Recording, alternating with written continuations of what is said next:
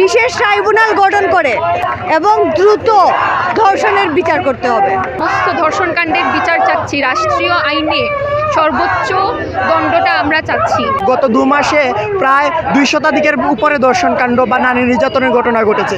যে আমাদের যে প্রশাসন বেশিরভাগ টাকা অবস্থা যেরকম ছিল আজকে সেই রকমই রয়েছে, বহাল রয়েছে। যখন একটা ধর্ষণকাণ্ড ঘটে, যখন মব জাস্টিস হয়, পুলিশ সেখানে নির্বিকার ভূমিকা পালন করে। সারা দেশে নারী নির্যাতন সহ ওই যে দেশের সার্বিক পরিস্থিতি রক্ষার যেই দায়িত্বটা জাহাঙ্গীরের এখানে স্বরাষ্ট্র উপদেষ্টা ছিল, আমরা বলতে চাচ্ছি যে উনি এই দায়িত্ব পালনে অপারগ হয়েছেন এবং সেই জায়গা থেকে আমরা ওনার পদত্যাগ দাবি করছি। এই সময়ে অব্যাহত সারা দেশে ধর্ষণ এবং নারী নির্যাতনের প্রতিবাদে আমরা দেখতে পাচ্ছি যে একের পর এক সারা দেশে ধর্ষণ হচ্ছে। গত 2 মাসে প্রায় 2 শতাধিকের উপরে ধর্ষণকাণ্ড বা নারী নির্যাতনের ঘটনা ঘটেছে। কিন্তু এই সরকারের স্বরাষ্ট্র উপদেষ্টাকে আমরা দেখতে পাচ্ছি যে চূড়ান্তভাবে একজন ব্যর্থ, দেশে কোনো ধরনের আইনের শাসন প্রতিষ্ঠা করতে পারে নাই। ফলে আমরা দাবি করছি যে আজকে এই মঞ্চ থেকে অবিলম্বে জাহাঙ্গীরকে পদত্যাগ করতে হবে এবং তার এই সমস্ত দায়ভার, ব্যর্থতার দায়ভার নিয়ে তাকে অতি দ্রুত তাকে এখান থেকে পদত্যাগ করতে হবে এবং দেশে আইনের শাসন প্রতিষ্ঠা করতে হবে। আমরা আরেকটা দাবি করছি, এ সময় পর্যন্ত যত নারী নির্যাতন ধর্ষণের কাণ্ড ঘটেছে প্রত্যেক দোষীকে শাস্তির আওতায় নিয়ে আসতে হবে। এই দাবিতে আমরা আজকে এখানে সমাবেত হয়েছি। আপনারা দেখতে পারবেন যে এই সময়ে যখনই কোনো ন্যায়সঙ্গত আন্দোলন হয় তখন পুলিশ আক্রমণ করে।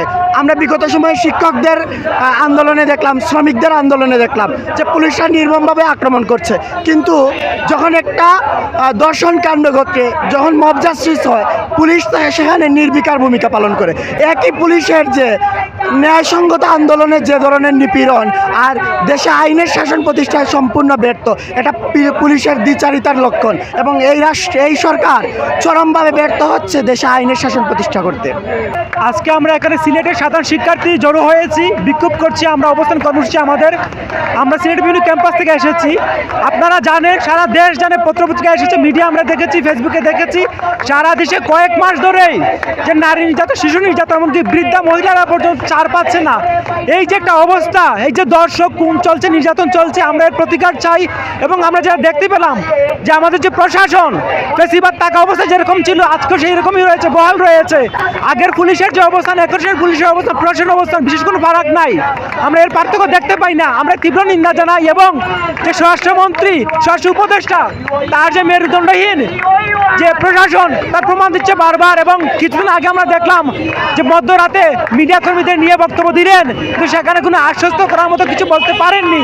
এটা তার একটা ব্যর্থতা প্রমাণ। আমরা সারা দেশে এর বিচার চাই এবং বিশেষ করে আজকে যে ডাকটা উঠছে যে প্রকাশ্যে ফাঁসির, আমরা মনে করি যে উপযুক্ত তদন্তের মাধ্যমে যথার্থ বিচার করা দরকার, সুষ্ঠু বিচার, আমাদের শাস্তি দেওয়া দরকার।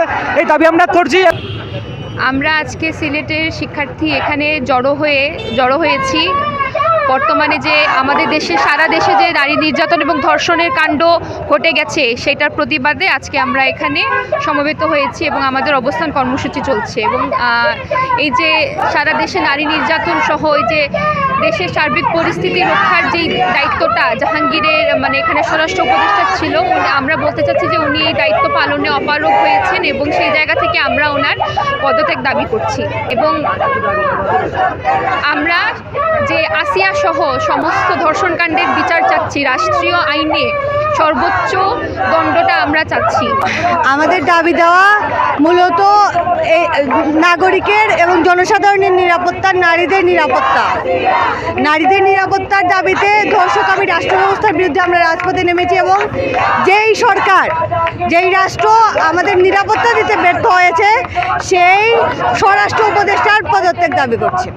আমরা মনে করি ধর্ষণের সর্বোচ্চ শাস্তি কী হবে তা বিচার ব্যবস্থায় নির্ধারণ করবে, কিন্তু ধর্ষণের ক্ষেত্রে সব থেকে বেশি গুরুত্বপূর্ণ সেটা হচ্ছে ধর্ষকের শাস্তির নিশ্চয়তা। যে শাস্তি হবে এই নিশ্চয়তাটুকু শাস্তির পরিমাণের চেয়ে অনেক বেশি গুরুত্বপূর্ণ। আমাদের দাবি যে বিশেষ ট্রাইব্যুনাল গঠন করে আরও অনেক বেশি সংবেদনশীলভাবে এবং দ্রুত ধর্ষণের বিচার করতে হবে।